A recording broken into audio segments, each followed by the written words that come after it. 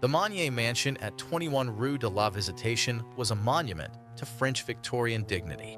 Its stone facade was scrubbed clean, its lace curtains were crisp as fresh snow, and its gardens were manicured with a surgical precision that suggested a family in perfect control of their world. To the citizens of Poitiers, Madame Louise Monnier was a saint in black silk, a widow of impeccable standing who spent her afternoons in prayer and her evenings in quiet contemplation. But the house held a secret that breathed in the rafters. Up past the polished mahogany banisters, past the guest rooms filled with the scent of lavender, sat a door. It was a door that did not exist in the house's official geography. Behind it, time had been murdered.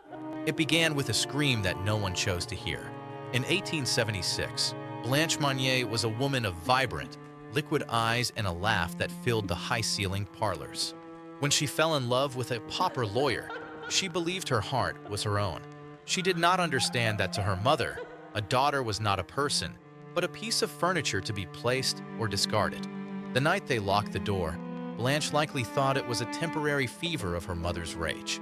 She likely pounded her fists against the wood until her knuckles bled, screaming for the servants, for her brother Marcel, for anyone to acknowledge the absurdity of her vanishing. But the silence of the Monnier house was a heavy, suffocating thing. One by one, the windows were shuttered. Then, they were boarded. Finally, heavy iron bars were bolted across the wood. The sun was the first thing Blanche lost. As the years turned into a decade, the attic room transformed into a biological nightmare. The exquisite gowns Blanche once wore turned to rags, then to threads, then to nothing. She was left naked in a room that never saw a broom or a bucket of water. Her bed, a simple frame with a straw mattress, became a living thing. As the straw rotted, it mixed with the food scraps her mother would occasionally toss through a cracked door. Rinds of moldy brie, the skeletal remains of fish, and hard, blackened crusts of bread. This detritus formed a putrid litter, a layer of filth that rose from the floor like a rising tide. Blanche did not live alone. She lived with the vermin that the rot attracted.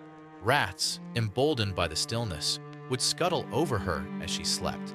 Huge, bloated spiders spun webs from the ceiling to her matted hair, anchoring her to the corners of the room like a fly caught in a web of her own mother's making. She stopped screaming after the 5th year. The vocal cords, and used and dry, forgot the mechanics of protest.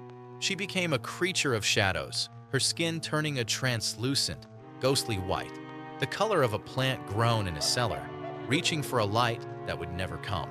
The true horror of the Monnier estate was the proximity of the mundane. While Blanche lay in her own waste, her ribs beginning to protrude like the hull of a wrecked ship, the house below was alive with the sounds of high society. Madame Monnier hosted dinner parties.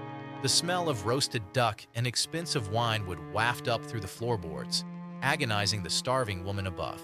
Blanche could hear the clink of crystal, the refined laughter of the town's elite, and the music of the piano. Sometimes, the guests would pause, hearing a rhythmic thudding from the ceiling or a low, animal moan. "The wind," Madame Monnier would say, her voice as smooth as cream. "The pipes," Marcel would add, adjusting his spectacles. And the guests, wanting to remain in the good graces of the wealthy widow, would go back to their wine. They chose to believe the lie because the truth was too heavy to carry home. By May of 1901, Blanche Monnier had been in the dark for 25 years. She was 50 years old, but she had the withered frame of a centenarian. When the authorities, spurred by a mysterious anonymous letter, finally breached the attic, they weren't prepared for the sensory assault. The air was so thick with ammonia and decay that it felt like a physical weight against their lungs. When the shutters were finally ripped away, the sunlight hit Blanche like a physical blow. She shrieked, a sound that was more a hiss than a human cry, and tried to burrow under her filthy, flea-ridden blanket. Her eyes, which had adapted to the absolute black, were scorched by the afternoon sun.